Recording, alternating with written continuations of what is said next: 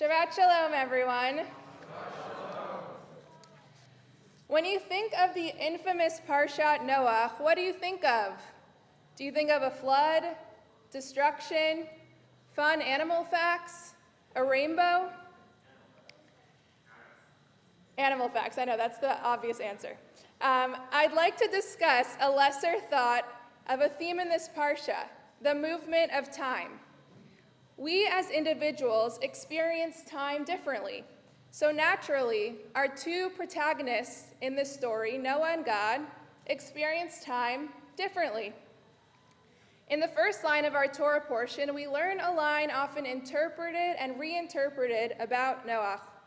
Eila toldot Noach, Noach ish tzadik haya b'dorotav, et Elohim hitalech Noach.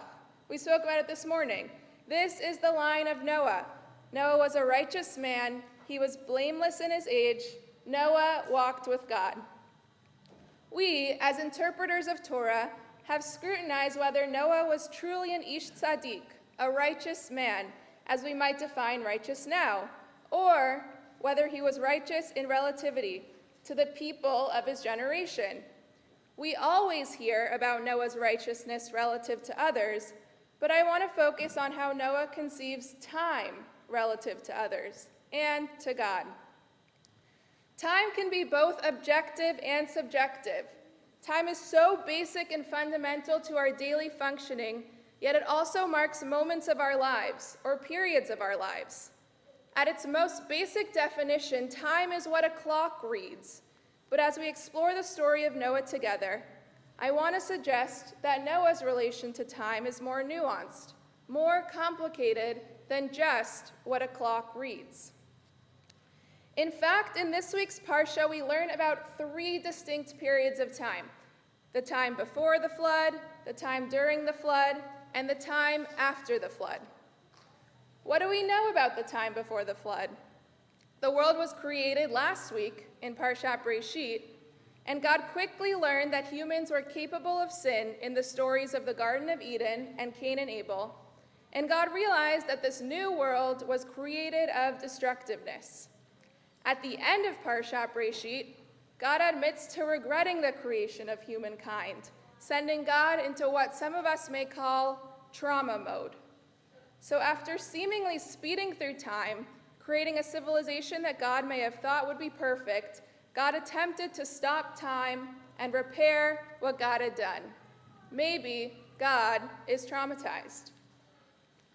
Changing the patterns of time, trying to stop time, going back in time, these are all things we see physically happen in books and TV shows, though they don't always go well, and also our possible internal reactions we have to trauma. In her book, The Year of Magical Thinking, author Joan Didion is traumatized by her husband's sudden and unexpected death, and she struggles with the conception of time for the whole year that follows. She grapples with time almost immediately when she realized that her husband, who died in New York, was 3 hours ahead of where they spent most of their lives in Los Angeles, so maybe, she thinks, her husband is still alive in Los Angeles. I wonder, too, if God, by choosing the one person deemed righteous in their time, tried to stop time, to pedal back, to create the world of abundance and righteousness that God imagined back at the beginning of Parashat Breshit. So by choosing Noah to create a new world, was God trying to create a new future or change the past? Did God do the right thing by attempting to change time, especially given it is the time that God self created? During the flood, a midrash teaches 4 different opinions of how time moved. Rabbi Yochanan and Rabbi Yehoshua thought that the planets did not function for 12 whole months. No planet moved. Rabbi Yonatan thought that the planets did function, but no one could tell that they kept moving.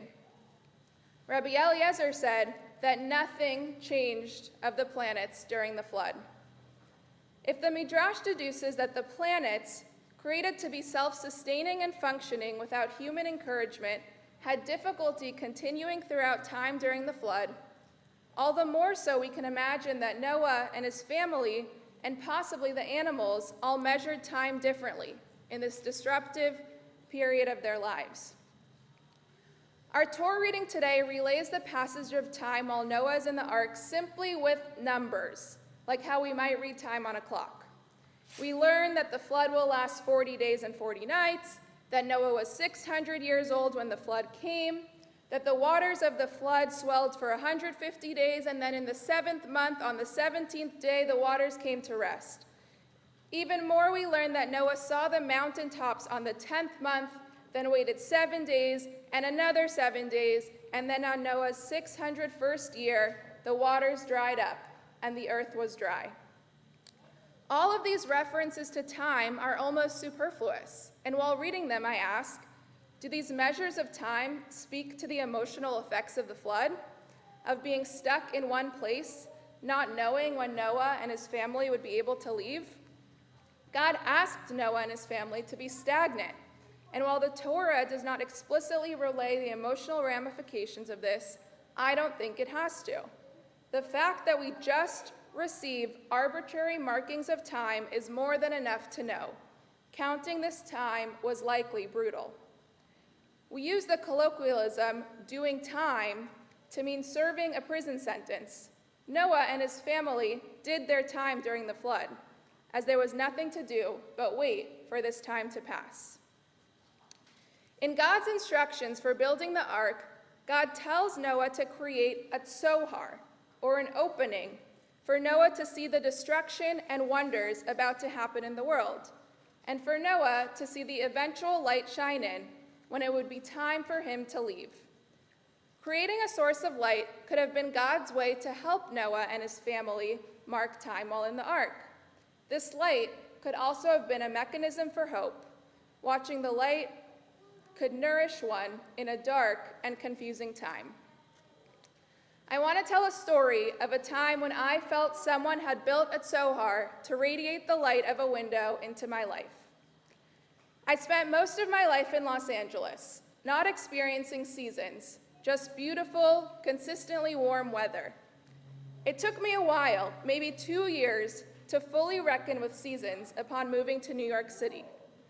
Putting away my flip-flops in the first week of September, switching from my fall to winter coat, which I didn't know there were both of those, in November or December, and remembering an umbrella when the weather app told me it would rain, were all the different ways I had not grown up experiencing weather. I didn't fully appreciate this changing of seasons until the spring of 2020, while I was quite literally stuck in my New York City apartment, completing my first year of rabbinical school at a desk right by a window that stared into Central Park. Slowly, in April, I would watch each and every flower bloom on one particular tree as the seasons changed and spring came. The tzohar, the opening of my window, and the light that shone into it and shone upon the tree that I affectionately still call my tree, gave me a sense of hope that the whole world was reckoning with, wishing to experience.